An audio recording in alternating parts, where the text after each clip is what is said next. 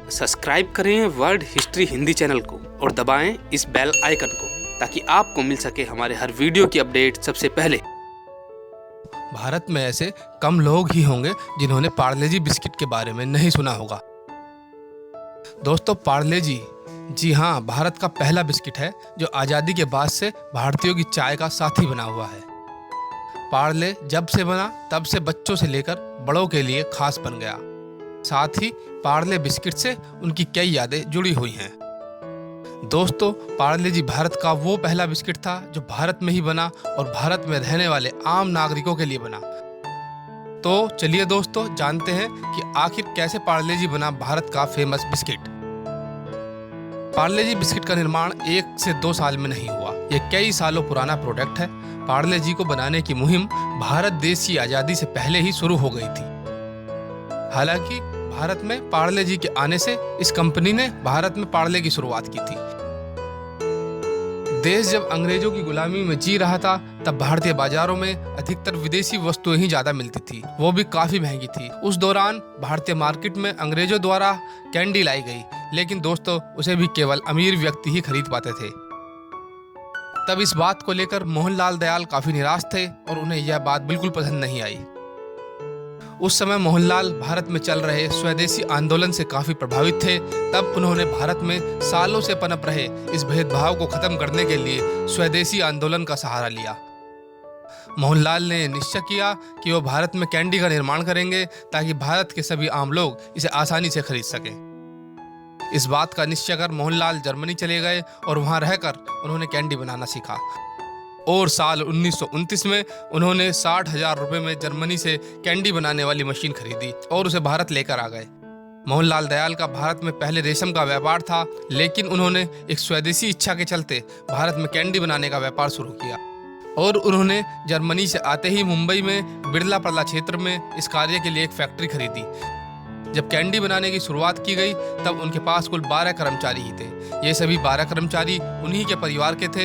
इन सभी लोगों ने मिलकर रात दिन मेहनत की और उस पुरानी फैक्ट्री को नया रूप दे दिया। सभी काम करने में इतने व्यस्त हो गए कि भूल गए कि इस कंपनी का नाम क्या थे। जब काफी समय तक सही नाम नहीं मिला तब जहां से इस कंपनी की शुरुआत की गई और कंपनी की प्रथम बार शुरुआत मुंबई के पार्ला क्षेत्र में खोली गई थी। इसी कारण इस नाम को थोड़ा बदलते हुए इसे पार्ले जी का नाम दे दिया गया। बाद में इस फैक्ट्री में सबसे पहले ऑरेंज कैंडी बनाई गई। थोड़े ही समय में इसे भारतीय बाजार में काफी पसंद किया गया और इससे प्रेरित होकर पार्ले ने भारत में कई प्रकार की कैंडी बनाई। उस समय अंग्रेजी सरकार के लोग चाय के साथ बिस्किट खाते थे, जो केवल पैसों वालों तक ही सीमित था। तब मोहनलाल ने विचार किया कि क्यों न भारत में कैंडी की तरह बिस्किट भी बनाया जाए। उन्होंने प्रथम बार 1939 में पार्ले ग्लूको की शुरुआत की। पार्ले ग्लूको को गेहूं से निर्मित किया गया। इस वजह से यह काफी सस्ता था और इसे भारतीय लोग आसानी से खरीद पाते थे। दोस्तों, पार्ले ग्लूको सस्ता तो था ही, इसका स्वाद भी बेमिसाल था। पार्ले ग्लूको कम समय में काफी फेमस हो गया। पार्ले ग्लूको इतना लोकप्रिय हुआ कि इसे न सिर्फ भारतीय लोग इस्तेमाल करते थे बल्कि अंग्रेज भी इसे चाय के साथ उपयोग करने लगे थे। मार्केट में पार्ले ग्लूको इतनी तेजी से लोगों की पसंद बन रहा था कि अंग्रेजी सरकार द्वारा भारत में बेचे जाने वाले सभी प्रोडक्ट इसके सामने फीके पड़ने लगे। और जब दुनिया में सेकेंड वर्ल्ड वॉर खत्म हुआ तब पार्ले ग्लूको दुनिया का बेहतरीन प्रोडक्ट बन चुका था। लेकिन सेकेंड वर्ल्ड वॉर के बाद पार्ले ग्लूको को अपना कारोबार बंद करना पड़ा। इसके पीछे ये वजह नहीं थी कि पार्ले ग्लूको को मार्केट में भारी नुकसान हुआ या उसके पास आगे इस प्रोडक्ट को बनाने के लिए पैसे नहीं थे। इसके पीछे मुख्य वजह थी भारत में गेहूं उत्पादन में आई कमी।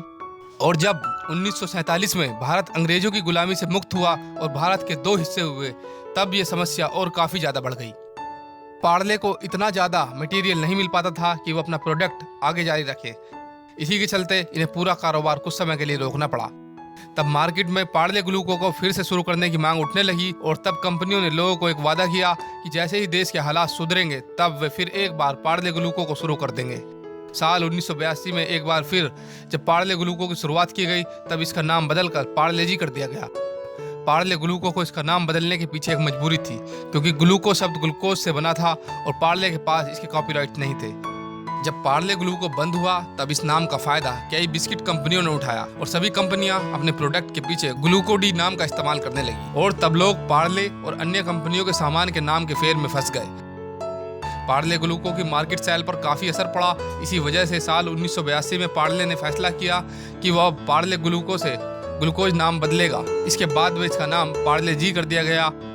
1980 ईस्वी तक पार्ले ग्लूको नाम से बिकता था। उस समय इसके कवर के ऊपर एक लड़की की तस्वीर ना होकर एक गाय और एक ग्वालन की तस्वीर थी। उसके बाद इसको हटाकर एक लड़की की तस्वीर लगाया गया। यह कंपनी की एक प्रचार रणनीति थी। इसके रैपर का कलर शुरू से ही सफ़ेद और पीला रहा, लेकिन इसके ऊपर दिखने वाली बच्ची को लेकर बहुत बार बहस हो चुकी है। नीरू देशपांडे, सुधा मूर्ति और गुंजन गंडानिया नाम की 3 महिलाओं ने इस बच्ची के होने का दावा किया, लेकिन मीडिया में नीरू देशपांडे को ही ये बच्ची माना गया है। इन सब बातों और अफवाहों से परे पार्ले कंपनी के प्रोडक्ट मैनेजर मयंक जैन का कहना है कि यह असल इंसान की तस्वीर नहीं, ये महज इलस्ट्रेशन भर है। 60 के दशक में मगनलाल दहिया नाम के एक आर्टिस्ट ने इसे बनाया था। साल 2003 में पार्ले जी को सबसे बड़ी सफलता हासिल हुई। पार्ले जी को इस साल दुनिया में सबसे ज़्यादा बिकने वाला बिस्किट घोषित किया गया और धीरे धीरे पार्ले जी ने एक बार फिर अपनी पकड़ मजबूत कर ली। साल 2012 में कंपनी के मुख्य अधिकारियों ने बताया कि उन्होंने केवल अपने बिस्किट के प्रोडक्ट से 5,000 करोड़ रुपए की सेल की है। तब सभी हैरान रह गए। उस समय पार्ले जी एकमात्र ऐसा बिस्किट प्रोडक्ट था जिसने इतना बड़ा आंकड़ा पार कर दिया था। इस बिस्किट को तैयार करने वाली मुंबई के विले पार्ले स्थित सबसे पुरानी फैक्ट्री आज बंद हो गई है। भारत के सबसे चर्चित बिस्किट की यह फैक्ट्री 87 साल तक काम करने के बाद जुलाई 2016 में बंद हो गई। इसकी अन्य देश दुनिया में अन्य यूनिट काम कर रही हैं, लेकिन पार्ले जी की मांग में कमी आने के बावजूद आज भी यह लोगों के बीच लोकप्रिय बना हुआ है।